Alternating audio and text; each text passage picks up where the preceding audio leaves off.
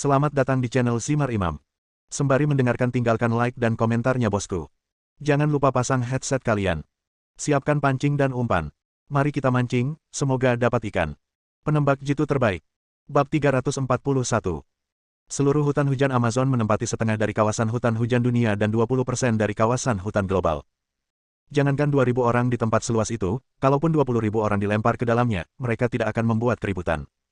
2.000 penembak jitu dengan cepat bubar dan menghilang. Setelah baku tembak sebelumnya, 50 orang tewas di bawah tembakan penembak jitu lainnya. Waktu berlalu dengan cepat, dan hari sudah gelap sebelum aku menyadarinya. Selama periode ini, hanya terjadi beberapa tembakan sporadis, namun tidak ada yang meninggal. Ang Li tidak perlu khawatir tersesat di Amazon, dia terus berlari ke depan. Jika Anda tidak bisa berlari lagi, berhentilah dan istirahat sejenak, lalu lanjutkan berjalan ke depan. Lagi pula, semakin jauh dari penembak jitu lain yang berpartisipasi, semakin aman dia. Karena Ang Li adalah protagonis dari game Bleach, semua orang yang menonton video tersebut mengkhawatirkannya, dan mereka memberinya nama panggilan baru ketika melihatnya berlari tanpa henti. Li Pao Pao. Lian tidak tahu bahwa dia memiliki nama panggilan tambahan, dan tidak masalah meskipun dia memilikinya. Dibandingkan dengan nama panggilan, hidup masih lebih penting. Setelah gelap, broker makan sepotong steak panggang, menggeliat, mengambil komunikator dan berkata, "Lian, kamu sudah berlari beberapa jam, apakah kamu tidak merasa lelah? Apa yang kamu lakukan?" Lian memutar matanya, tidak memperhatikan broker, dan terus berlari ke depan, tetapi kecepatan gerakannya melambat secara signifikan setelah gelap. Tidak ada yang bisa kita lakukan mengenai hal ini. Di hutan hujan tropis, selain menghadapi hampir 2.000 musuh, Ang Li juga harus berhati-hati terhadap binatang buas dan perangkap alami di hutan hujan. Di hutan hujan yang tampak indah ini, terdapat jebakan di mana-mana yang dapat membunuh orang. Bip bip bip. Arloji di pergelangan tangan Lian tiba-tiba mengeluarkan bunyi, dering, dan permukaan bawah yang awalnya gelap tiba-tiba berubah menjadi merah, dan cahayanya berkedip-kedip. Apa yang terjadi? Langkah Lian tiba-tiba terhenti, dia mengulurkan tangan untuk menutupi arlojinya, lalu bersembunyi di balik pohon, melihat sekeliling dengan mata waspada. Entah itu suara jam tangan atau kilatan merah, Lian mungkin terekspos. Jika ada penembak jitu lain yang bersembunyi di dekatnya, mereka mungkin mati di bawah todongan senjata pihak lain, jadi Ang Li harus berhati-hati. Untungnya, sepertinya tidak ada penyergapan di dekatnya, hanya beberapa burung yang ketakutan oleh suara yang tiba-tiba itu. Panggilan. Lian menghela nafas lega, berpikir jika dia berlari begitu cepat, mustahil seseorang akan menyergapnya. Namun, jam tangan yang terus berdering dan berkedip juga merepotkan saya. Broker tidak akan pernah membiarkan dirinya melepas dan membuangnya. Apa yang terjadi? Lian bertanya dengan dingin. Broker itu tersenyum dan berkata, "Coba mundur 2 langkah dan coba." Lian mundur 2 langkah seperti yang diinstruksikan. Sesuatu yang ajaib terjadi, suara dan kilatan merah menghilang. Lian mencoba mengambil 2 langkah ke depan, dan bunyi alarm serta kilatan merah yang baru saja menghilang segera berbunyi lagi. Tidak perlu broker menjelaskan, Lian sudah mengerti apa yang sedang terjadi. Tempat pertama Death Game tidak terbatas, tetapi garis tak kasat mata dibuat untuk mengunci Ang Li dan peserta lainnya di area tertentu. Ang Li sekarang berdiri di batas tak kasat mata itu, itulah sebabnya jam tangan itu membunyikan alarm. Jika Anda mengabaikan peringatan tersebut dan terus melanjutkan, konsekuensinya akan terlihat jelas. Ang Li teringat pada negara Pulau Ino Shimazaki yang kepalanya dipenggal. Jika Anda tidak ingin mati seperti Shimazaki, Anda harus tetap berada dalam batasan. Pria tak tahu malu ini. Selain mengutuk broker di dalam hatinya, Lian tidak punya pilihan lain selain mundur sementara. Sekarang Lian dihadapkan pada 2 pilihan, berhenti dan menyergap serta bersembunyi di tempat, dan terus bergerak. Entah bergerak atau bersembunyi, Ang Li menghadapi risiko yang sangat tinggi. Secara relatif, bersembunyi memiliki banyak keuntungan. Pertama-tama, Ang Li telah berlari selama beberapa jam, dan berhenti akan membantu pemulihan fisiknya. Kedua, bersembunyi dapat memanfaatkan keunggulan geografis, memasang jebakan terlebih dahulu, dan menunggu musuh datang. Tanpa banyak berpikir, Lian memutuskan untuk bersembunyi di tempat. Waktu yang ditampilkan di arloji adalah 67 jam, yang berarti Lian harus menghabiskan 67 jam sebelum dia benar-benar aman. Agen tidak ingin Ang Li berhenti begitu saja, jika tidak permainan akan terlalu membosankan. Dengan beberapa ketukan pada keyboard, layar beralih ke Ali. Ali bersembunyi di rerumputan. Bukan karena dia tidak mau bergerak, tapi dia dikepung oleh 3 penembak jitu. Kini para penembak jitu tidak lagi sekadar ingin memburu Ang Li, selama diberi kesempatan, mereka akan memburu penembak jitu lainnya tanpa ragu. Karena untuk setiap orang yang terbunuh, $100.000 akan dikreditkan ke rekeningnya. Apalagi selama kamu membunuh 10 orang, kamu bisa memasuki game kedua. Tidak ada peluang untuk menembak Ang Li di game pertama, namun akan ada 1 peluang lagi di game kedua. Tidak semua orang yang mengikuti permainan kematian ini bertindak sendiri. Ada banyak kelompok penembak jitu yang mendaftar pada waktu yang bersamaan, seperti Farah dan Hertz bersaudara. Meskipun beberapa orang tidak mengenal satu sama lain, mereka secara alami akan mencapai kesepakatan sebelum permainan dimulai dan membentuk kelompok pertarungan sementara satu sama lain. Organisasi seperti ini jelas memiliki keuntungan lebih dibandingkan bertindak sendiri. Yang dihadapi Ali saat ini adalah 3 tim penembak jitu yang dibentuk sementara. Dari segi kemampuan sniper individu, Ali sudah pasti tidak takut pada siapapun, namun ia kesulitan saat menghadapi tim sniper yang beranggotakan 3 orang secara bersamaan. Saat ini, dia terjebak di rerumputan dan tidak bisa bergerak. Dengan senyuman di wajahnya, agen tersebut memutar informasi Ali di layar kecil di pojok kanan atas siaran langsung, lalu menjelaskannya dengan teks. Ali, seorang alumnus sekaligus kakak yang sudah berkali-kali mengalami hidup dan mati bersama Ang Lee. Beberapa hari yang lalu, Ali dituduh melakukan pengkhianatan dan akan dieksekusi. Lianlah yang melakukan perjalanan ribuan mil untuk menyelamatkannya. Sekarang Ali dalam bahaya lagi, dan Ang Lee pasti akan menyelamatkannya. Pertanyaannya, mampukah Ali bertahan hingga Ang Lee datang? Ini adalah pertaruhan baru. Di situs web, orang-orang menjadi aktif kembali dan memasang taruhan. Berdasarkan hubungan mereka berdua, Lian pasti akan menyelamatkan Ali, tapi jarak keduanya terlalu jauh. Saya tidak percaya Ali bisa bertahan sampai Lian datang. Saya yakin dia tidak akan bertahan sampai Ang Lee tiba. Petik 2. Ali lulusan sekolah penembak jitu Jerman dan merupakan alumni Ang Lee, jadi kekuatannya tidak akan kalah jauh dengan Ang Lee. Saya yakin dia bisa melakukannya. Petik 2. Apakah mereka yang keluar dari sekolah penembak jitu Jerman sangat bagus? Siapa yang berani berpartisipasi dalam permainan ini tetapi lemah? Saya yakin dia tidak akan bisa bertahan. Aku yakin aku bisa bertahan. Orang-orang memasang taruhan dalam argumen. Ujung-ujungnya di antara dua pilihan taruhan apakah Ali bisa bertahan atau tidak, para petaruh bisa mengatakan setengah-setengah, terbagi rata. Broker tidak puas dengan hasilnya. Bab 342. Jika setengah-setengah, maka broker tidak akan mendapat untung sama sekali, sehingga ia perlu mengubah keadaan ini. Lihat berapa banyak orang di dekat sini, perintah broker itu. Jesse memeriksa sistem penentuan posisi dan menjawab, ada 2 dalam jarak 200 meter, 10 dalam 1 kilometer, 40 dalam 3 kilometer, dan 200 dalam 10 kilometer.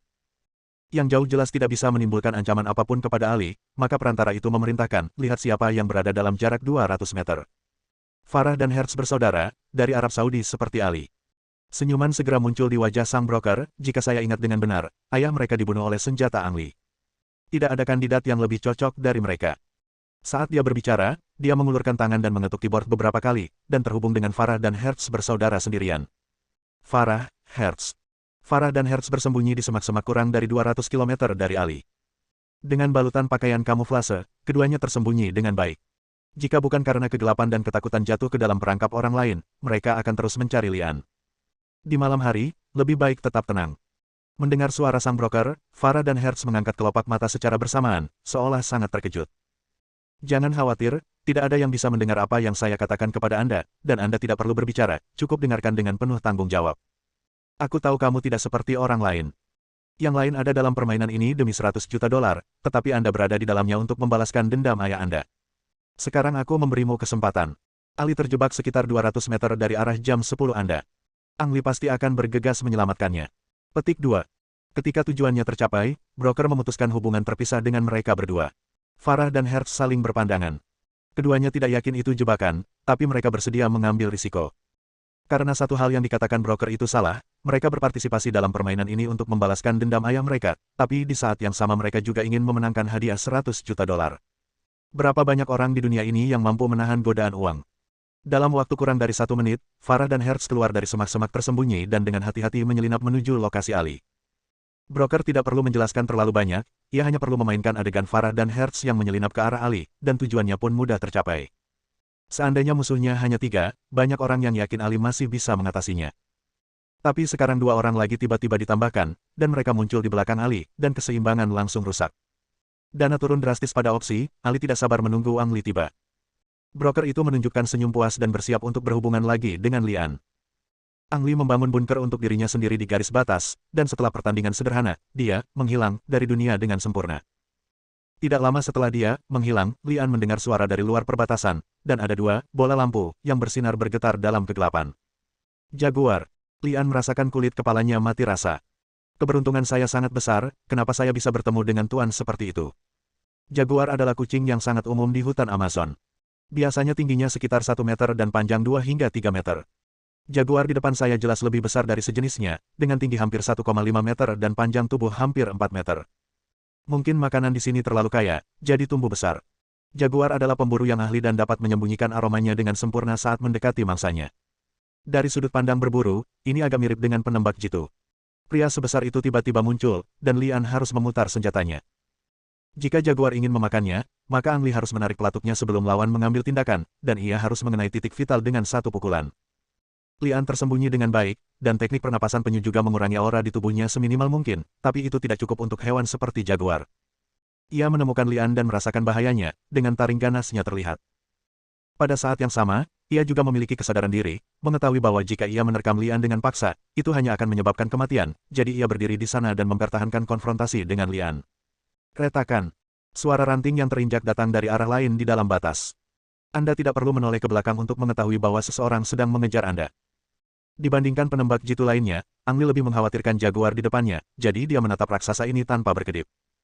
Pendengaran Jaguar jauh lebih sensitif daripada pendengaran Lian, jadi dia secara alami menemukan mangsa yang baru saja muncul. Itu tim penembak jitu, totalnya 2 orang. Jaguar melihat lokasi tim penembak jitu, lalu kembali menatap Lian, dan setelah membandingkan, dengan cepat memutuskan untuk mengincar 2 mangsa lainnya. Wow! Jaguar jelas ahli dalam memanjat pohon. Setelah beberapa lompatan, mereka bersembunyi di kanopi pohon yang tinggi. Lian diam-diam menghela nafas lega, tapi alarmnya tidak berbunyi. Terlalu gelap untuk bertemu satu sama lain. Meski dia bisa melihat penampilan lawan dengan jelas, Ang Li tidak bisa memastikan identitas musuhnya. Hanya ada 2 orang yang dikenal Lian, Ali dan Paman Fu. Selama bukan mereka berdua, Ang Li tidak akan ikut campur dalam perburuan Jaguar. Tim penembak jitu jelas tidak menemukan Ang Li, juga tidak menemukan Jaguar bersembunyi di atas kepala mereka. Keduanya terus berjalan menuju perbatasan. Wow! Ketika keduanya sampai di pohon tempat Jaguar bersembunyi, kucing besar itu melompat turun dan menjatuhkan salah satu dari mereka ke tanah. Cakar tajamnya menghantam kedua lengan lawan dan meraung ke arah lawan. Gunung dan sungai harimau yang mengaum itu nyata. Setidaknya Anda berada kurang dari 5 meter dari seekor Jaguar. Melihatnya mengaum ke arah Anda dengan mata kepala sendiri akan membuat kaki orang normal lemas karena ketakutan. Penembak jitu lainnya pun seperti ini. Ia hampir ketakutan setengah mati, apalagi saat melihat tenggorokan temannya digigit Jaguar. Dia bahkan tidak repot-repot menembak dan melarikan diri. Bip bip bip. Arloji itu membunyikan alarm dan berkedip merah, tapi dia juga mengabaikannya dan terus berlari melampaui batas. Boom! Begitu kaki depannya melangkah keluar batas, bom yang disembunyikan di komunikator meledakkan kepalanya. Dia seharusnya tidak lari, tapi bertarung. Lian menghela nafas diam-diam. Saat menghadapi bahaya, melarikan diri saja tidak akan menyelesaikan masalah. Sama seperti penembak jitu yang terbunuh tadi, jika dia memilih bertarung sampai mati dengan Jaguar, dia mungkin bisa menyelamatkan teman-temannya. Sayangnya tidak ada jika. Mungkin ini pertama kalinya Jaguar melihat bom meledak. Pria yang ketakutan itu berdiri dan kembali menatap Ang Li, mengira Ang Li lah yang melakukannya. Mengaum. Setelah menemukan auman yang mengancam ke arah Ang Li, Jaguar tersebut melarikan diri keluar batas dengan tubuh di kakinya. Bab 343. Kemunculan Jaguar tersebut membuat Ang Li kembali sadar akan bahaya hutan Amazon dan harus selalu waspada. Dengan kaburnya Jaguar, Ang Li untuk sementara aman. Saya yakin Jaguar tidak akan muncul lagi di kawasan ini dalam beberapa hari terakhir setelah ketakutan, dan hewan liar lainnya tidak akan berani mendekati kawasan ini dengan mudah karena bau yang ditinggalkan Jaguar tersebut. Yang perlu dikhawatirkan Ang Li hanyalah penembak jitu lainnya. Selama kamu bersembunyi di sini, tidak akan ada bahaya besar. Broker yang menyebalkan itu selalu suka mengacaukan rencananya. Lian, aku sangat mengagumi tekadmu. Jika aku bertemu kucing besar itu, aku pasti sangat ketakutan. Lian sedikit mengernyit, mengetahui bahwa tidak ada hal baik yang akan terjadi setiap kali broker berbicara. Masalah apa yang terjadi lagi? Kamu sepertinya tidak menyukaiku sama sekali. Aneh rasanya menyukaimu. Kalau begitu kamu harus berterima kasih padaku, karena kali ini aku ingin memberitahumu berita penting. Temanmu Ali sedang dalam masalah. Alis Lian kembali menegang. Dia sudah menduga broker itu akan mempermasalahkan Ali, tapi dia tidak menyangka hal itu akan terjadi secepat itu. 66 jam. Lian melirik angka-angka di arlojinya. Baru 6 jam berlalu sejak permainan dimulai, dan tampaknya 66 jam berikutnya akan sama sulitnya. Kamu seharusnya bisa menemukan Ali jika terus berjalan ke arah jam 1. Tapi saya menyarankan Anda untuk bergegas. Ali menghadapi 3 penembak jitu. Seharusnya itu adalah kekuatan gabungan dari 5 penembak jitu. Jika Anda terlambat, Anda mungkin harus mengambil jenazahnya untuknya. Petik 2. Broker itu berkhotbah. Arah jam 1. Lian memandangi hutan gelap di arah jam 1. Karena Jaguar baru saja muncul di sini, apalagi manusia, bahkan seekor burung pun tidak terlihat. Untuk membuktikan bahwa aku tidak berbohong, aku bisa membiarkanmu berhubungan dengan Ali. Setelah broker selesai berbicara, dia mengetuk keyboard beberapa kali. Ali. Lian memanggil dengan ragu-ragu. Saudaraan. Suara Ali langsung terdengar dari komunikator. Selain menghadapi 3 penembak jitu sebelumnya, ia baru saja menemukan 2 penembak jitu lagi yang menyelinap di belakangnya. Meski aneh kalau dua orang di belakangnya hanya mengintai tanpa melakukan tindakan apapun, mereka tetap memberikan banyak tekanan padanya. Adapun ketiga penembak jitu di depan, mereka telah melancarkan serangan lebih dari satu kali, dan beberapa kali mereka hampir memaksa Ali keluar dari semak-semak tempat ia bersembunyi. Lian menilai dari suara berat Ali bahwa broker itu tidak berbohong, jadi dia berkata, "Tunggu, aku akan pergi dan membantumu sekarang." "Saudaraan, tidak, kamu." Sebelum Ali dapat menyelesaikan kata-katanya, dia menemukan bahwa komunikasi telah terputus. Pialang sialan. Lian mengumpat secara diam-diam, mengetahui bahwa broker itu sengaja melakukannya. Karena semakin sedikit kedua orang tersebut berbicara maka situasinya akan semakin tidak jelas. Perasaan berada di awan akan membuat perhatian seseorang terlalu teralihkan. Ali menyalahkan dirinya sendiri secara diam-diam. Niat awalnya berpartisipasi dalam Death Game adalah untuk membantu Ang Li, tapi sekarang dia membutuhkan Ang Li untuk menyelamatkannya. Jika dia tahu bahwa inilah situasinya, dia mungkin juga tidak ikut serta dalam game kematian. Faktanya, Ali baru berpartisipasi setelah mendapat undangan dari Death Game. Sejak awal, broker berencana memanfaatkan Alibaba. Ang Li berjalan keluar dari belakang bunker. Senjata penembak jitu yang diambil oleh Jaguar itu jatuh ke tanah, dan Lian berjalan mendekat dan mengambilnya. Senapan sniper tipe 85 terlalu mencolok. Selama orang lain mengenali senapan sniper tipe 85, mereka dapat mengetahui identitas Lian, jadi Lian perlu mengganti senjata untuk membingungkan musuh. Sayangnya, peluru di dalam senapan sniper ini hanya tersisa 5 peluru, dan sisa amunisinya dibawa pergi oleh Jaguar beserta tubuhnya. Terdapat cukup senjata dan perlengkapan pada mayat lainnya, namun Ang Li tidak berani melewati batas. Itu akan membunuh seseorang. Setelah memeriksa dan memastikan senapan sniper baru, Ang Li mulai menyelinap ke arah jam 1. "Lihat, ada berapa orang di jalan itu?" tanya broker itu. Setelah memeriksa, Jesse menjawab, ada 300 penembak jitu yang mengintai dalam jarak total 20 km dari posisi Lian Ali. 300 penembak jitu. Terlalu membosankan membiarkan Ang Li mati begitu cepat. Temukan seseorang untuk mengalihkan perhatian para penembak jitu tersebut untuk memastikan Lian dapat mencapai lokasi Ali dengan aman. Petik 2. Broker itu memesan, dia menyukai perasaan ini. Dalam game kematian, dia seperti kematian yang sebenarnya. Siapapun yang dia ingin mati harus mati, dan siapapun yang dia ingin hidup dapat melakukannya. Ya. Jesse menjawab dengan lembut dan mengambil walkie-talkie. Di hutan Amazon, tidak hanya orang seperti Ang Li yang berpartisipasi dalam game kematian, tetapi juga banyak tentara bayaran dan jebakan yang telah ditentukan sebelumnya. Tentara bayaran dan jebakan adalah hal yang diandalkan oleh broker untuk mempengaruhi permainan. Segera, 300 penembak jitu yang menghalangi jalan Lian dipisahkan karena faktor yang berbeda, memberi jalan bagi Lian. Agen tersebut tidak terlalu membantu Ang Li dengan melakukan hal tersebut, namun ia ingin permainan tersebut bertahan lebih lama. Selain itu, setelah Lian berjalan, 300 penembak jitu memblokir jalan itu lagi. Saat ini, Ang Li setara dengan dikepung oleh 2.000 penembak jitu. Saat itu, permainan kematian akan semakin seru. Lian tidak menemui hambatan apapun dalam perjalanannya. Awalnya dia sedikit bingung, tetapi kemudian dia menyadari bahwa brokerlah yang mengendalikannya. Dengan cara ini, dia bergerak maju dengan berani. 20 km sangatlah jauh bagi orang biasa, dan pekerjaan yang melelahkan diperkirakan memakan waktu sekitar 3 jam. Tetapi bagi orang seperti Lian yang telah menerima pelatihan yang sangat buruk, itu adalah hal yang sangat mudah. Kurang dari 2 jam, Lian tiba di lokasi Ali. Jika bukan karena kegelapan dan ketakutan disergap dan dijebak, kecepatan Lian akan meningkat secara eksponensial. Bagaimanapun, Ang Li telah tiba. Bagi yang sudah menantikan 2 jam pertama videonya, permainan seru akhirnya hadir. Mereka yang memasang taruhan di situs tersebut memiliki perasaan campur aduk. Kebanyakan orang bertaruh bahwa Ali tidak akan bertahan sampai Lian tiba, tetapi Ali masih hidup ketika Lian tiba, yang menyebabkan kebanyakan orang kehilangan uang. Broker tahu bagaimana menenangkan psikologi masyarakat.